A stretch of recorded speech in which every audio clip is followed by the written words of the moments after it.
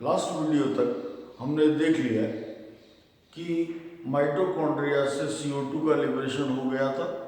एक सेरीन, एक अमाइन और एक NADH2 का मॉलिक्यूल वहाँ बना हुआ था। यानी हमने ये देखा कि माइटोकॉन्ड्रिया में सेरीन का एक मॉलिक्यूल बना हुआ है और हमने कहा वो 3 कार्बन का एक अमीनो अम्ल है। यहां से सेरीन का ये मॉलिक्यूल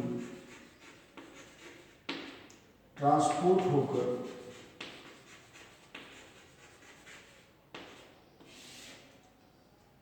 परऑक्सीजोम में चला जाएगा। परऑक्सीजोम में पुनः लौटने के बाद अब सेरीन का ये मॉलिक्यूल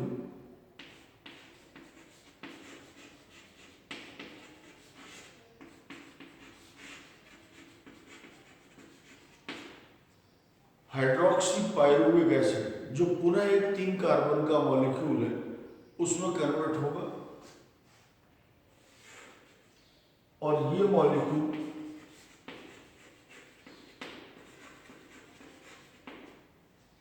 ग्लिसरिक एसिड, जो पुनः एक 3 कार्बन का मॉलिक्यूल है, उसमें कन्वर्ट होगा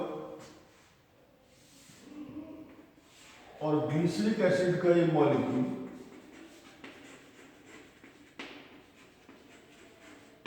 चला जाएगा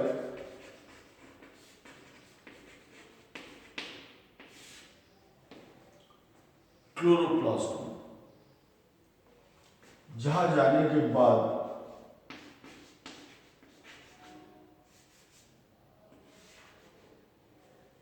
ये फॉस्फोग्लिसरिक एसिड में कन्वर्ट हो जाएगा, जो पुनः एक 3 कार्बन का मॉलिक्यूल है। पहली समझने लायक बात कि बैकवर्ड प्रोसेस में यहां भी 3 कार्बन है, सेरीन में भी, और यहां भी 3 कार्बन है। यानी बैकवर्ड रिएक्शन में कोई लॉस ऑफ कार्बन नहीं हो रहा। ये याद रखने लायक बात होगी। दूसरी बात, सेरीन एक अमीनो अम्ल है, तो इसके पास 3 कार्बन प्लस एक अमाइन है। अल्फा कीटोग्लूटामिक एसिड, आप याद करें, जब रिएक्शन फॉरवर्ड चल रहा था तो ग्लूटामिक एसिड नाम का एक मॉलिक्यूल काम आया था, जिसने अपना अमाइन डोनेट किया था परऑक्सीजोम में, और एक अणु KGa का अल्फा कीटोग्लूटामिक एसिड का प्रोड्यूस हुआ था। एक ग्लूटामेट काम आया और एक KGa बना। अब ये अल्फा कीटोग्लूटामिक एसिड पुनः अपना अमाइन इससे ले लेगा और ग्लूटामिक एसिड बना लेगा। यानी 3 कार्बन प्लस अमाइन था, इसने अपना अमाइन इसको दिया, तो ये 5 कार्बन प्लस अमाइन हो गया और पुनः ग्लूटामिक एसिड बन गया। यानी एक ग्लूटामेट काम आया था, पुनः बन गया, एक KGa बना था, पुनः उपयोग आ गया। यानी KGa और ग्लूटामिक एसिड का बैलेंस 0 है पूरे प्रोसेस में। जितने काम आए उतने बन गए, या जितने बने थे उतने काम आ गए। अमाइन डोनेशन के कारण यहाँ पर 3 कार्बन बचे और ये 3 कार्बन हाइड्रोक्सी पायरुवेट में कन्वर्ट हो गए। अब यह हाइड्रोक्सी पायरुवेट जब ग्लिसरिक एसिड में कन्वर्ट होता है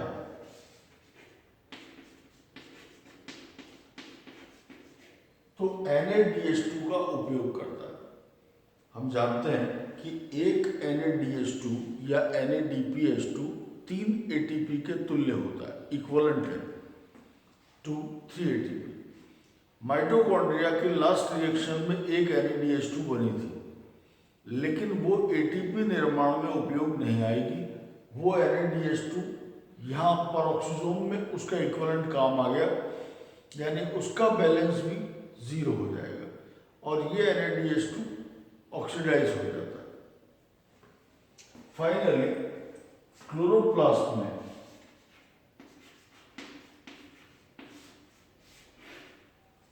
एक ATP का निर्माण होगा, उपयोग होगा और ये ग्लिसरेट को फॉस्फोग्लिसरेट में कन्वर्ट करेगा। ये कंप्लीट प्रोसेस हुआ। पूरी प्रक्रिया का कुछ बिंदुओं में हम एक सार देखें। पहला चीज, यहां पर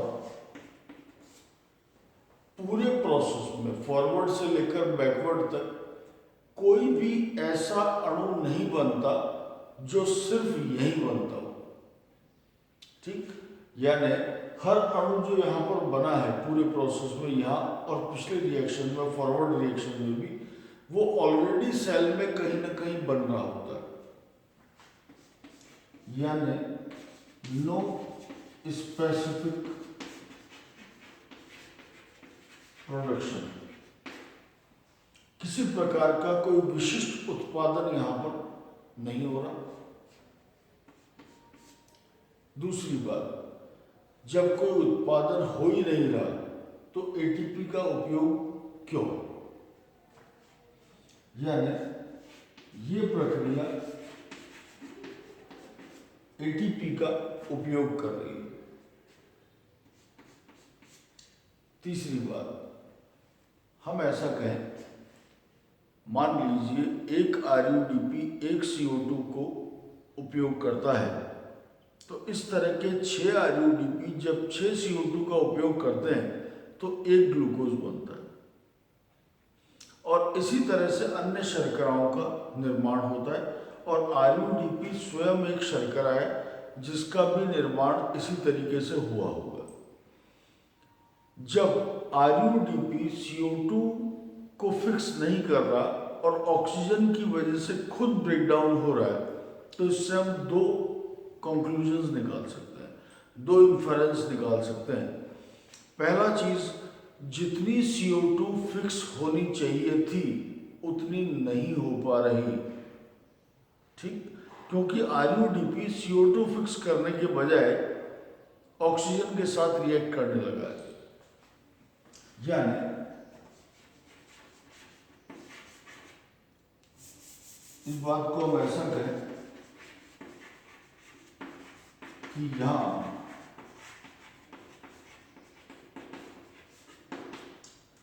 प्रोडक्टिविटी कम हो गई है।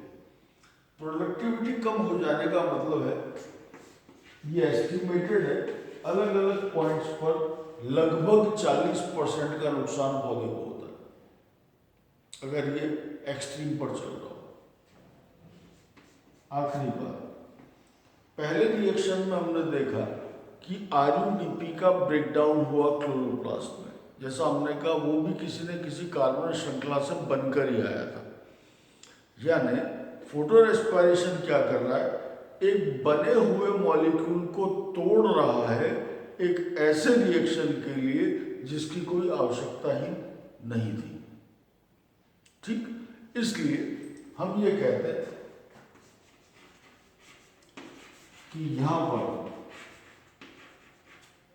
लॉस ऑफ कार्बन हो रहा है, इसीलिए हमने नाम दिया था फोटोसिंथेटिकली PCO रिएक्शन, हमने इसको नाम दिया था कि यहाँ फोटोसिंथेटिक कार्बन का ऑक्सीडेशन हो रहा है, लॉस ऑफ कार्बन हो रहा है, जो लगभग 25% एस्टिमेटेड है। इन 4 गुणों में कोई भी ऐसा नहीं है जो पॉजिटिव हो। कोई प्रोडक्शन नहीं है, एटीपी इस्तेमाल हो रहा है, प्रोडक्टिविटी कम हो रही है, कार्बन का लॉस हो रहा है। कुल मिलाकर इन 4 कारणों से ये कहा जाता है कि फोटो रेस्पिरेशन एक वेस्टफुल प्रोसेस है। ठीक, एक वेस्टफुल प्रोसेस है। तो फिर नेचर ने इसे डेवलप क्यों किया? पहला और आखिरी कारण यह है कि अगर ऑक्सीजन अपने हायर कंसंट्रेशन में हो और लाइट और टेम्परेचर की अधिकता हो तो ऑक्सीजन के सुपर रेडिकल्स बनेंगे और वो ऑक्सीजन क्लोरोप्लास्ट को डैमेज कर सकती है, क्लोरोफिल का ऑक्सीडेशन कर सकती है। चैप्टर के स्टार्ट में फोटो ऑक्सीडेटिव डैमेज हमने पढ़ा हुआ है। तो वास्तव में हाई ऑक्सीजन से क्लोरोफिल को बचाना यही फोटो रेस्पिरेशन का प्रमुख कार्य है। इसके साथ हमारा ये हेडिंग कंप्लीट होता है।